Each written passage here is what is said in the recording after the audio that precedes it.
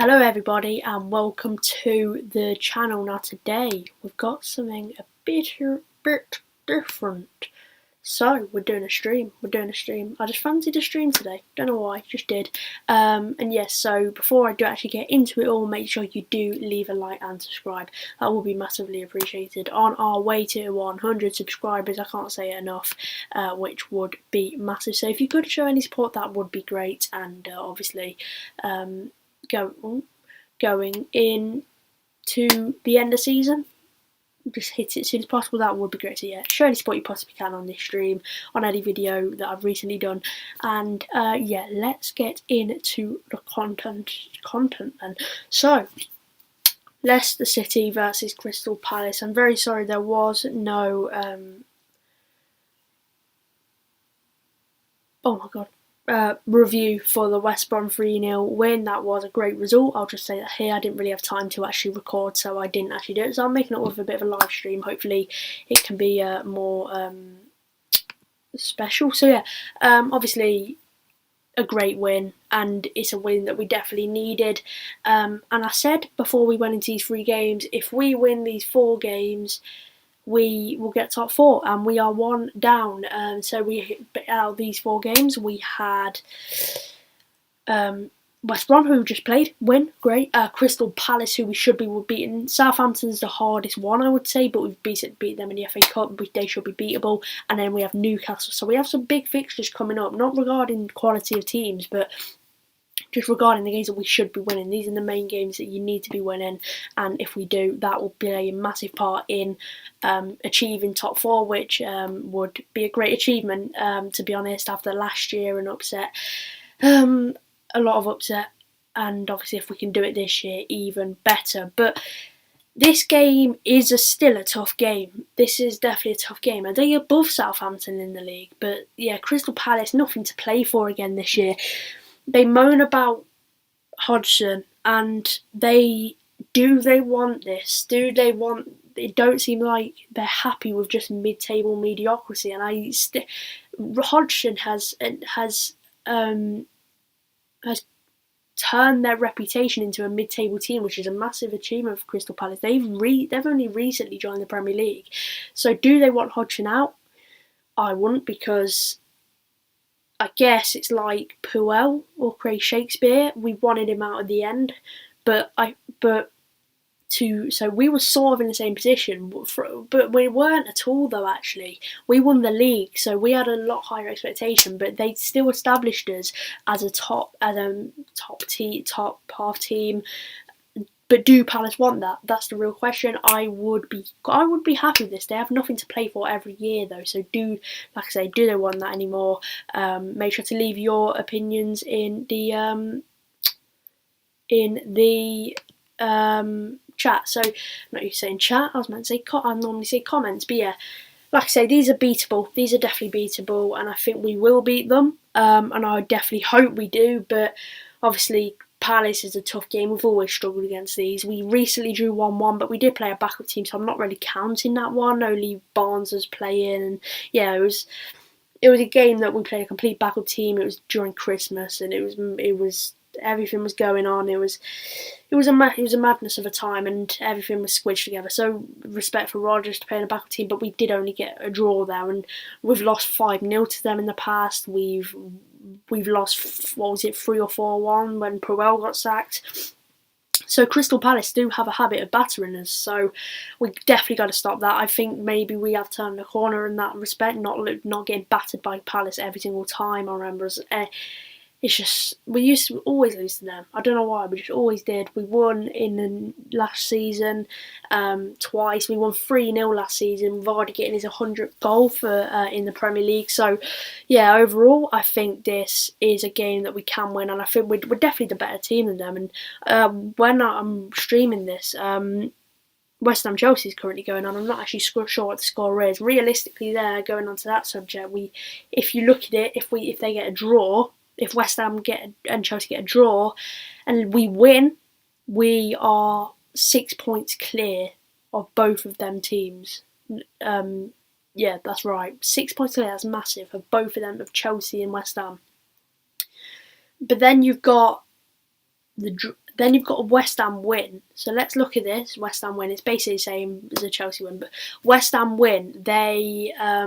They go into 4th place and are only 3 points behind us up until Monday, where if we win, we will go 7 points. Because Chelsea would have dropped out of the top 4 and they would have stayed on the points they're at. So we would have added to that 4 points difference and gone on to 7 points. And it's the same with West Ham. If they lose, then we go and we win and we go 7 points. If we lose, obviously, it's dodgy. It's dodgy. And like I said, I've said it already. If we win these 4 games, we will get top 4. And that's our main target.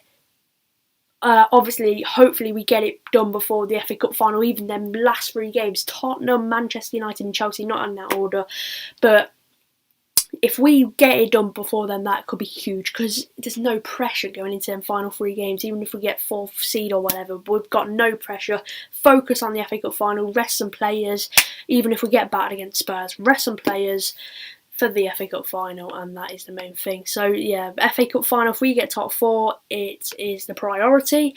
But yeah, so like I say, these are beatable. These are a team that are mid-table mediocrity. I can't really see them moving from that status anytime soon. I think maybe they're just like, they're never going to get relegated, but they're never going to push on to top 6. And these are we've got to beat them. We've got to beat them realistically. I'm trying to play off a bit, but we have got to beat this team. We're much better than them. Obviously, we won 3-0 last year and we won 2-0 away. So I am confident going into this. If this was away, I'd probably be more confident and we played a full team, because obviously we're very good away. But recently we've won 3-0, 1-0, 3-0 at home, so you never know. This is going to be a tough game, but I do believe we can do it. So yeah, make sure to leave your opinions in the comments. That would not comments, chat. I might do lots more live streams, by the way, so make sure to chat if you would like to do that. So yeah, hi Kai SZN. Schmeichel is OP. Yeah, he's one of the best goalkeepers in the league, obviously. And yeah, basically going to be doing my predicted lineup in a minute. So yeah, make sure you do stay in for that if you want. So I will actually do my predicted lineup now. Hope you guys are enjoying the stream. Obviously, going in halfway now. Make sure you do leave a like and subscribe. Show any support you possibly can on our way to 100 subscribers. That will be massively appreciated. Alright, so in goal, obviously, Kasper Schmeichel. Against West Brom, he didn't actually have too much to do. But, yeah, he didn't have too much to do. So, yeah, he didn't. You can't really blame him for it. Obviously, didn't have too many shots at him. But overall, I think he's the obvious choice. We're not going to play Danny Ward, are we? Are we really going to discuss that thing? So yeah, and then you've got obviously the back 5 or back 3 is a sort of given now. It's working very well. 4 games played for Fofana, Söyüncü and Evans. 4 games won. So you've got to respect Rodgers for staying. He's shown resilience in the back 3. He wants that to work, and he's definitely made it work, because these defenders are a key to our system. They are one of the best in the league, really, Fofana and stuff. Evans is definitely underrated. Söyüncü is quite underrated. You don't really see enough credit for Söyüncü. But yeah, moving on. So, like I say, Fofana, I think, will play. And yet, he got taken off in the 60th minute in the West Brom game. I was kind of worried at the time, maybe he's injured or something. But it was because he was fasting for Ramadan, and fair enough. If he can pull off that performance when he's not eaten for like 15 hours or whatever it is, then fair play. That is fair enough. And yeah, it was a very good performance against West Brom. He shows more of an attacking intent to the 2 other centre backs. And yeah, Fofana, I think, will play. Then in the centre of the back 3, I think we'll play Johnny Evans. Oh, that's not in a very good position, is it? Oh, I can't be bothered.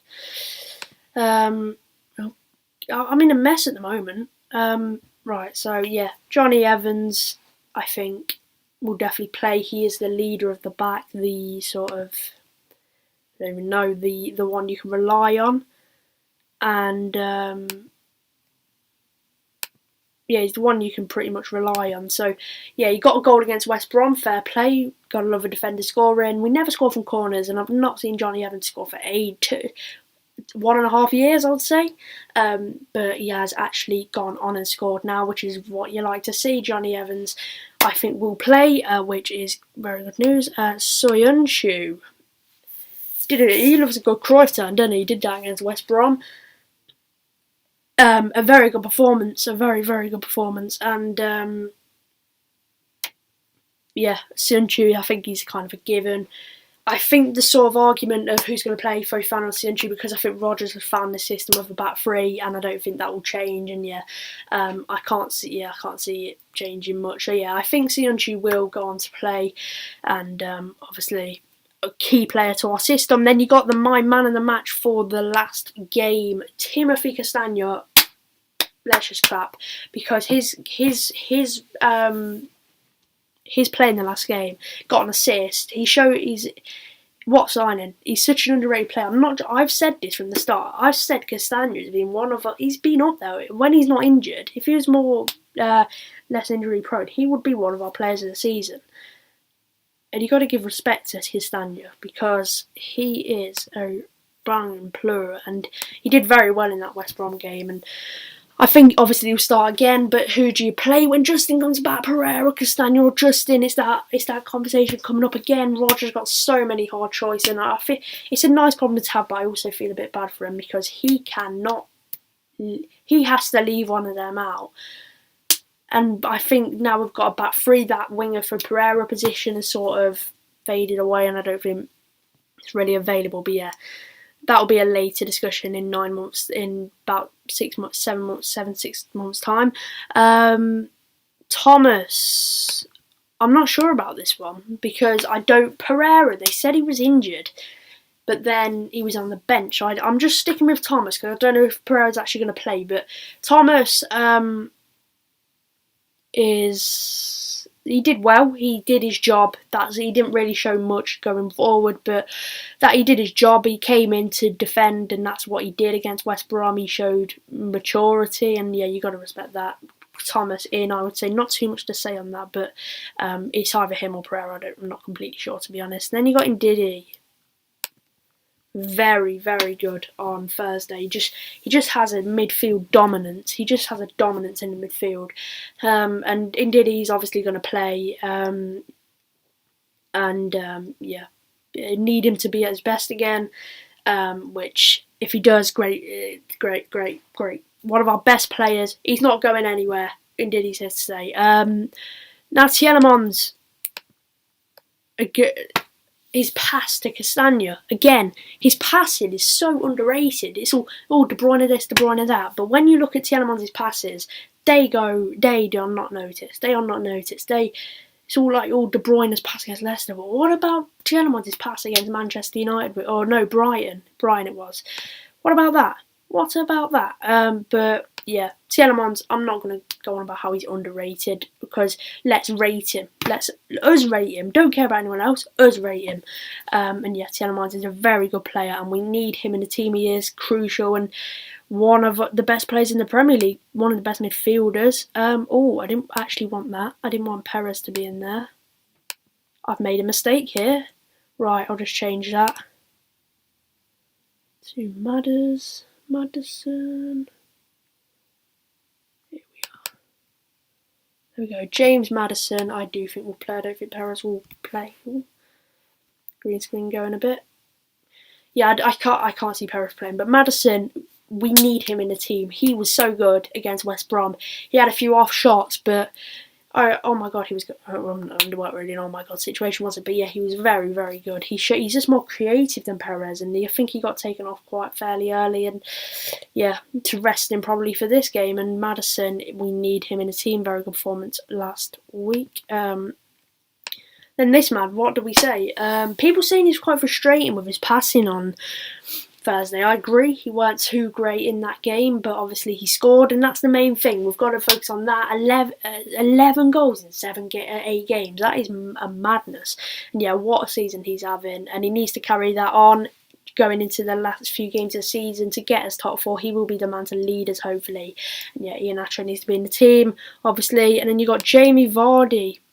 Scored recently. Get in. Scored against West Brom. Bang. Right. So Vardy needs to get back to his best. That's just a stepping stone to get back to his best. And Jamie Vardy going into the final few games, I'm feeling that he is going to be key to our thing. Yeah, very, very good. And yeah, hopefully he does play, and that is hopefully the team, so I can actually get it right for once. I don't think I've got a predicted lineup right, have I? But yeah, thank you very much for watching the stream. I decided to change it up a bit. Put it in the chat if you would like to see more of these streams. I like doing them, so yeah, if you want to do them, leave a like and subscribe. Put it in the chat or comments after. And yeah, I will see you next time.